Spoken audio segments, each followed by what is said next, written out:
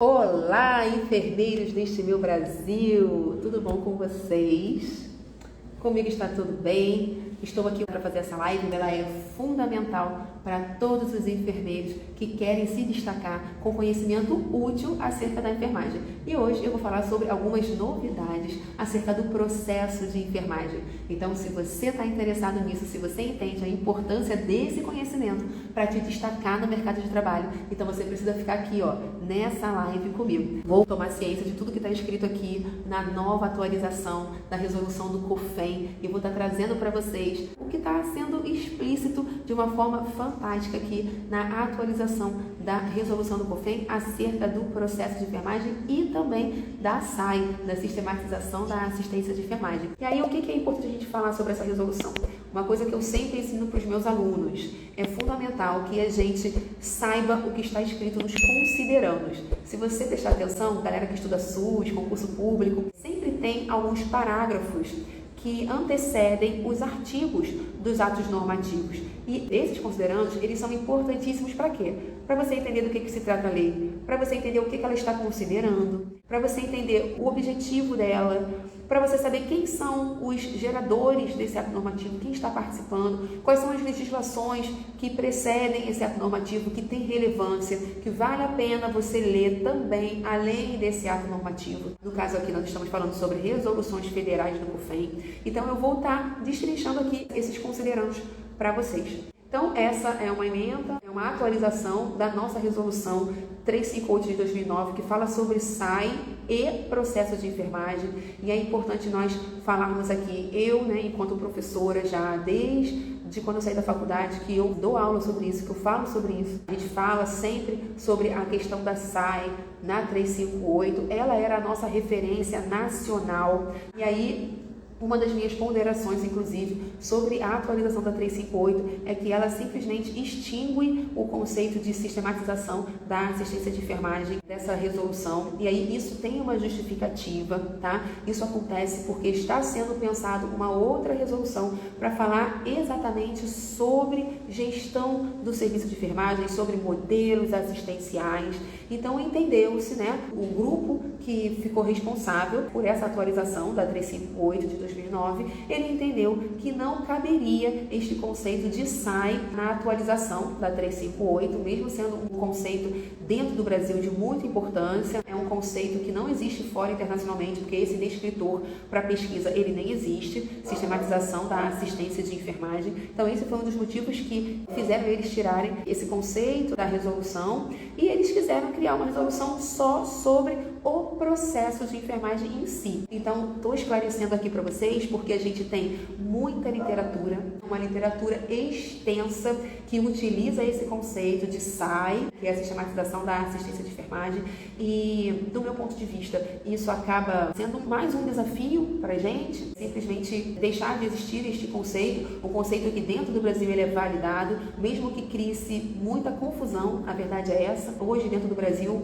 com relação à definição da SAI e do processo de enfermagem, porque todo mundo que domina esse conhecimento sabe que a 358 de 2009, ela acabou não dando para a gente essa elucidação do que é a SAI e acabou se criando uma associação equivocada com relação a esses dois conceitos de SAI e processo de enfermagem. E ainda tem também a questão da consulta de enfermagem, que a gente também tem que esclarecer muito até hoje sobre o que é a consulta de enfermagem, que também se confunde muito com o processo de enfermagem, se confunde com o SAI.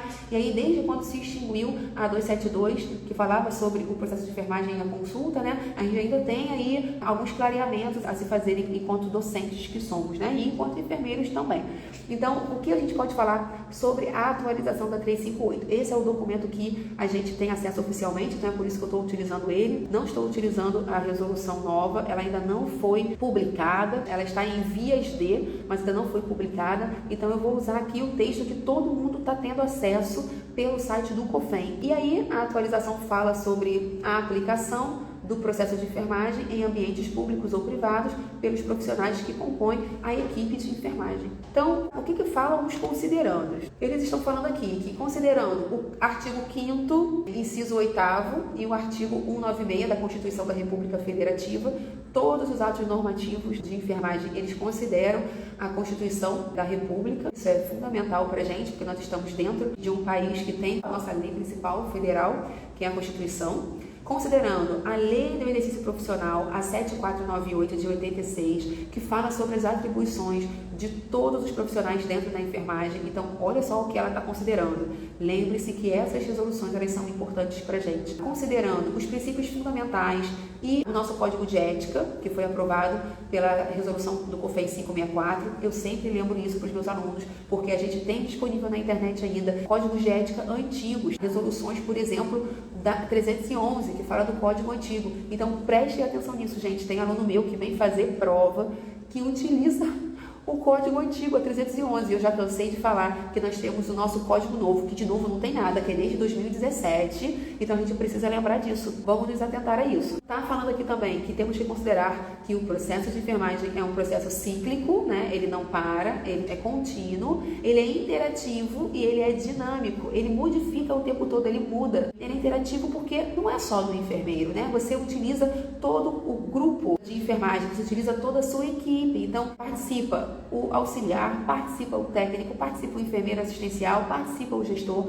participa o paciente, o acompanhante, até a equipe multi participa aí desse processo de enfermagem. E aí tá falando aqui também que considera-se que o processo de enfermagem é o nosso método científico que orienta o nosso pensamento crítico e o nosso julgamento clínico, gente. Coisas que são fundamentais para o enfermeiro hoje prestar uma assistência qualificada. Temos que ler mais sobre isso, temos que colocar em prática e temos que entender que nós, enfermeiros, somos profissionais autônomos, que precisamos exercer raciocínio clínico. Nós já fazemos isso, mas nós fazemos com pouca cientificidade, tá? E julgamento clínico também. Nós somos capazes de fazer diagnóstico de enfermagem. Nós já avaliamos sinais clínicos e sintomas dos nossos pacientes. Então, a gente precisa entender que desses sinais e sintomas, nós fazemos julgamento clínico, nós identificamos problemas de enfermagem ou respostas humanas. E é importante que a gente assuma esse papel e que a gente goste de fazer isso, porque é para isso que nós somos enfermeiros.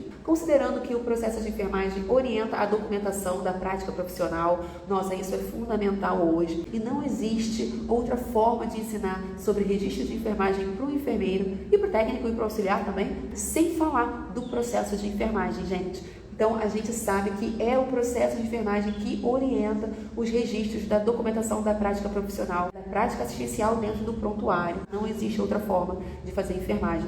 E eu vou ficar com o tempo um pouquinho apertado, então só para lembrá-los que, se porventura eu tiver que acabar essa live, a gente vai continuando ela até a gente falar tudo que tem que ser falado sobre essa atualização aí do processo de enfermagem que está chegando aqui no Rio, que está chegando no Brasil. Eu falo Rio porque eu estou aqui no Rio, mas é em nível nacional. Isso é muita novidade e muita coisa boa. Então agora eu quero esgotar aqui todos os considerandos para que não fique dúvida da contextualização e da importância da atualização dessa resolução. Um outro considerando aqui, considerando que no Brasil a equipe de enfermagem ela é composta por enfermeiro, técnico e auxiliar. E o processo de enfermagem será implementado nas suas etapas de acordo com as competências individuais de cada membro da equipe. Então, professores de formação técnica, nós precisamos também discutir isso dentro das escolas técnicas. Eu raramente vejo um professor falando sobre o processo de enfermagem com os alunos do ensino técnico. Então, eu já faço isso há anos,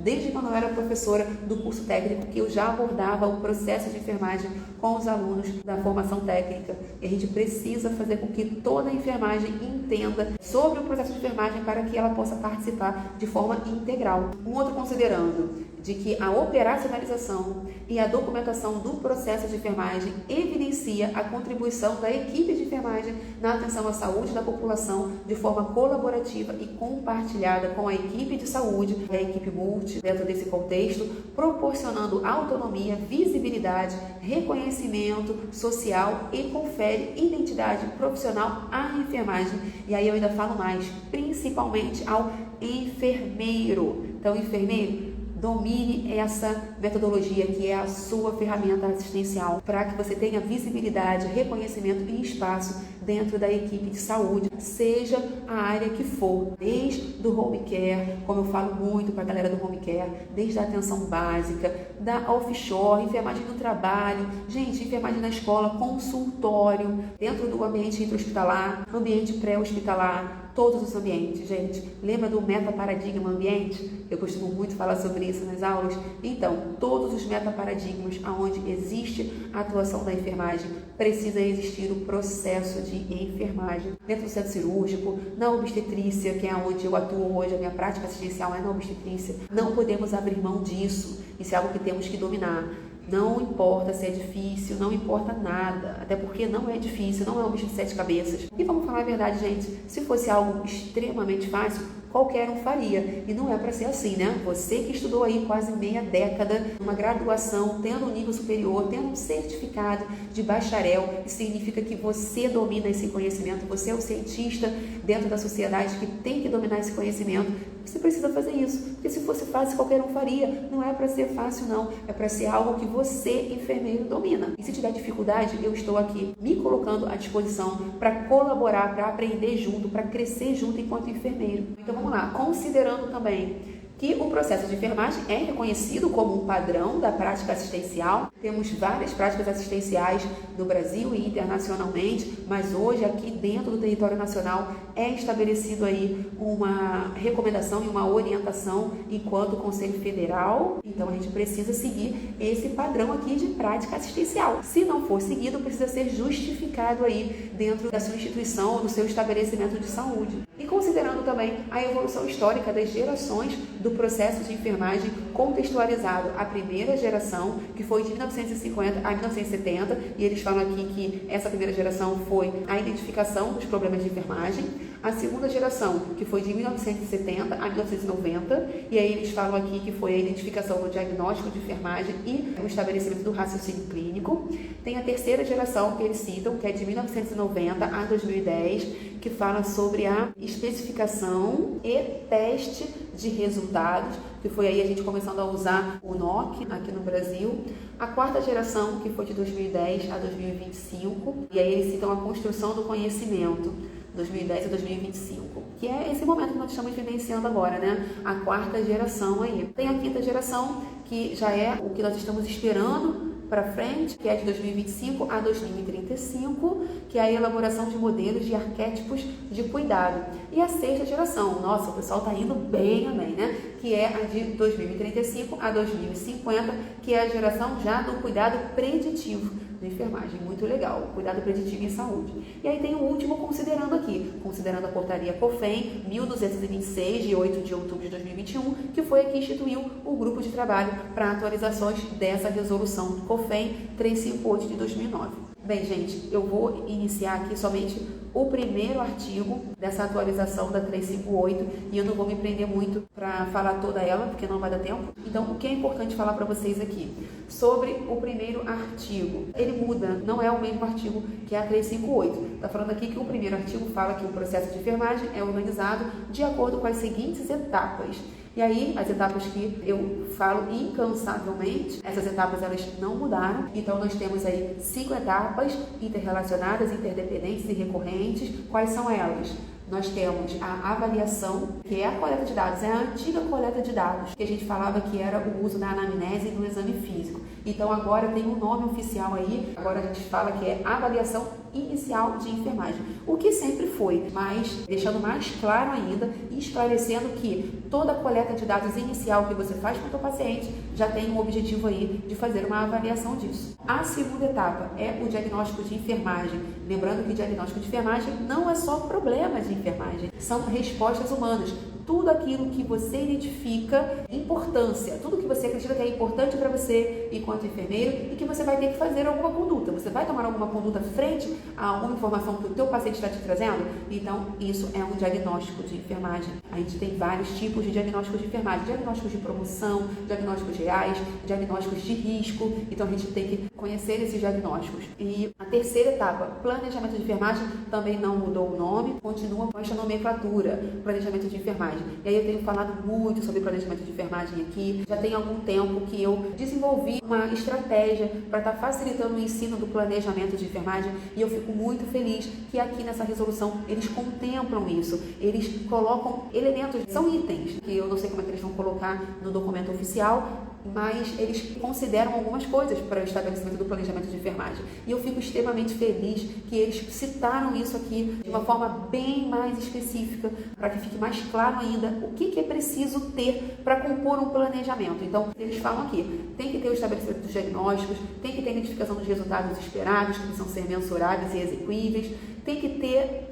eles não citam tudo que eu falo no planejamento, eles não citam tudo, eles só falam que tem que ter o estabelecimento dos diagnósticos de enfermagem prioritários, tem que ter a identificação dos resultados esperados e tem que ter uma tomada de decisão clínica declarada com a prescrição de enfermagem, contendo as intervenções.